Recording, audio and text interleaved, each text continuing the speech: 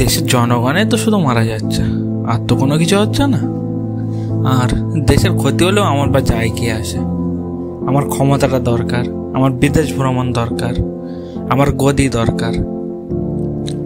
আজ এই 19-20 মাস হতে যায় মণিপুর রাজ্যটা চলছে, সেখানে মানুষ মারা যাচ্ছে, মানুষের লাশ নদীতে ভাসছে, জলে ভাসছে, কিন্তু আমাদের মাননীয় প্রধানমন্ত্রীর একবার ওখানে যাওয়ার সময় হয়নি, প্রয়োজন বোধ মনে করেনি।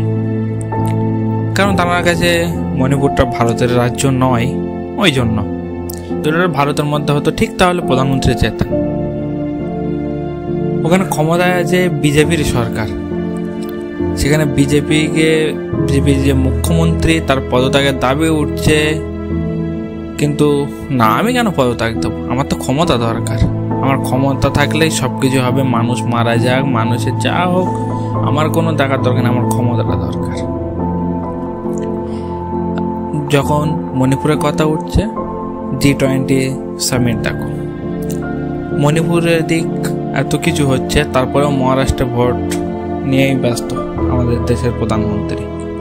দেশের স্বরাষ্ট্রমন্ত্রীও মহারাষ্ট্রে গিয়ে ভোটের বক্তৃতা দিচ্ছে, কিন্তু মণিপুর নিয়ে একটা কথা বলার কারো ক্ষমতা হচ্ছে না।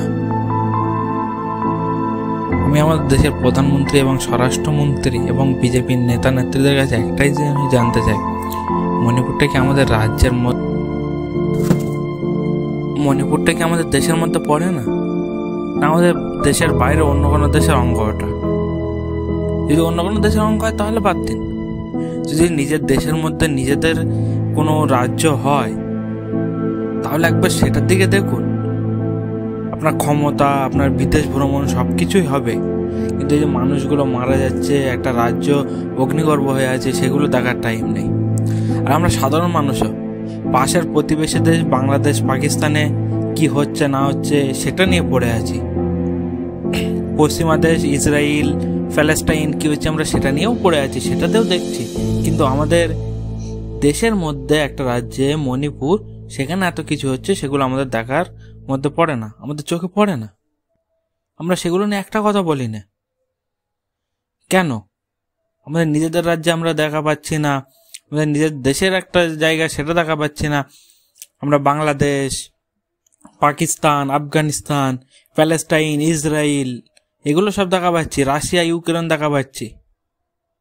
আমরা কিরকম মানুষ? আশা করি আমি সরকারের কাছে রিকোয়েস্ট করব যাতে মণিপুরের দিকে দৃষ্টি আকর্ষণ করা হয়। ভোট, ক্ষমতা এসব বাদ দিয়ে সাধারণ মানুষের কথা ভাবা হয়।